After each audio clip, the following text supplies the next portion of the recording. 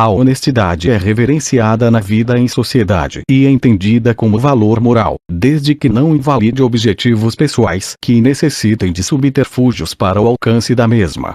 Para alguns, presenciar a desonestidade de outrem, afere a esse um caráter de sabedoria prática, como se algo da ordem do mistério da vida humana estivesse sendo revelado e experienciado no ato infracional.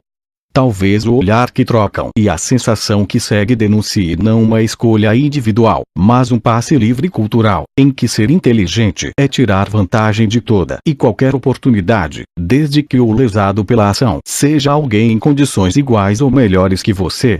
O que é perceptível nesse traço cultural, que logicamente não é admitido por nenhuma pessoa em uma conversa que solicite esse nível de sinceridade, é a incapacidade de uma reflexão de causa e consequência que pondere os benefícios e perdas, seja no ato imediato ou nos desdobramentos a longo prazo.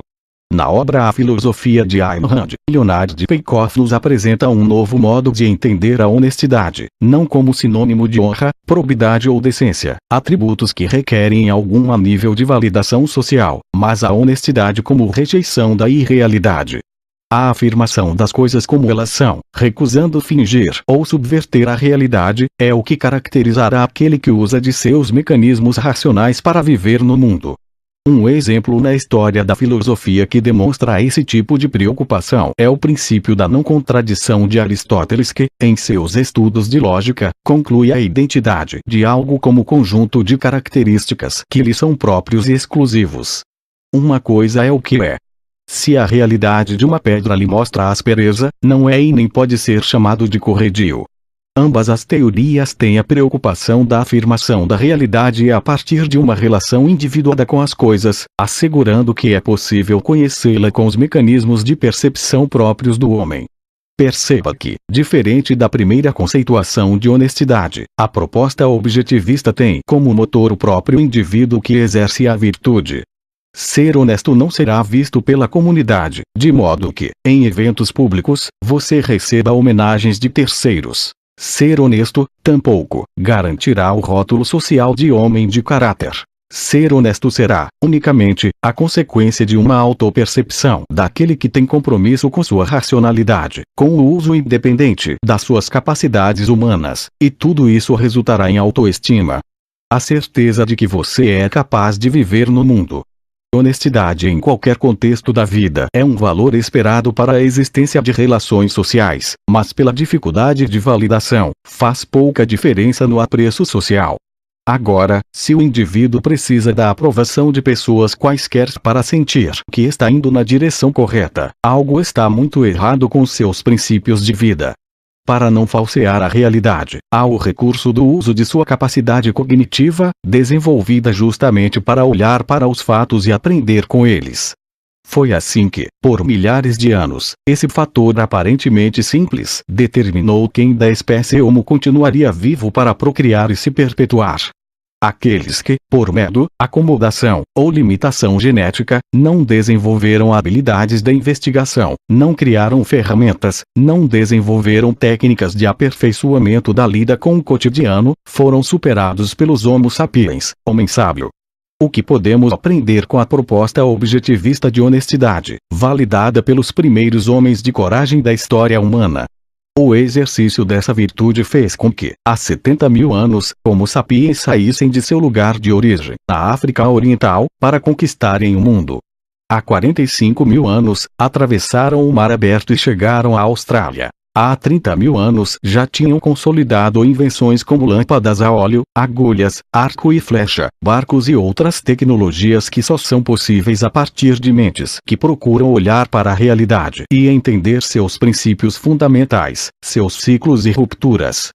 Como foi chamada essa revolução humana que, com o advento da linguagem, sofisticou ainda mais a capacidade de pensamento e comunicação, que consolidou a espécie numa improvável possibilidade de extinção ocupando todo o mundo?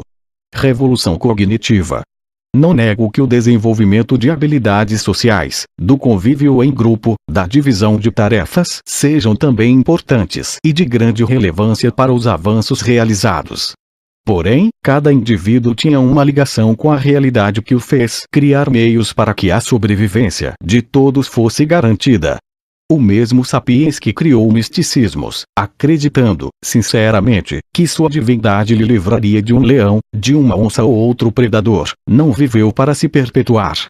Os engenhosos, pelo contrário, fugiram e se esconderam, até o dia em que suas flechas fossem lançadas com velocidade tamanha a perfurar o couro do animal, garantir em vez de lamento pela perda de entes queridos e participantes do bando, a festa em volta da fogueira, a confecção de colares com dentes do monstro, exaltando o uso da mente humana que estava superando a força bruta, mais letal criada pela natureza.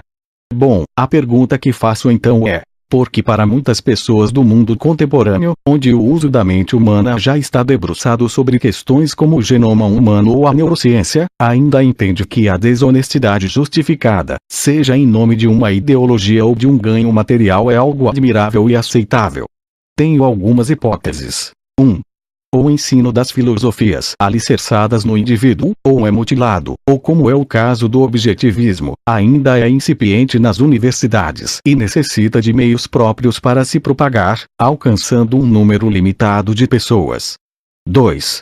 A dificuldade de fazer o uso da razão de forma sistemática em todos os aspectos da vida. A criação do misticismo concomitante ao desenvolvimento mais sofisticado da linguagem é evidência das dificuldades enfrentadas para lidar com um mundo hostil, e de tristezas maiores que alegrias. 3. A existência de filosofias e teologias que colocam o homem como animal de sacrifício. Essas ideias têm o mesmo objetivo: tornar homens diferentes e iguais perante alguma instância superior. Porém, a natureza do homem é para a individuação, cada homem é único. A tentativa de perverter seus objetivos e finalidades reais, leva em seu bojo, como efeito colateral, a subversão do bando, sob a forma de escape pervertido.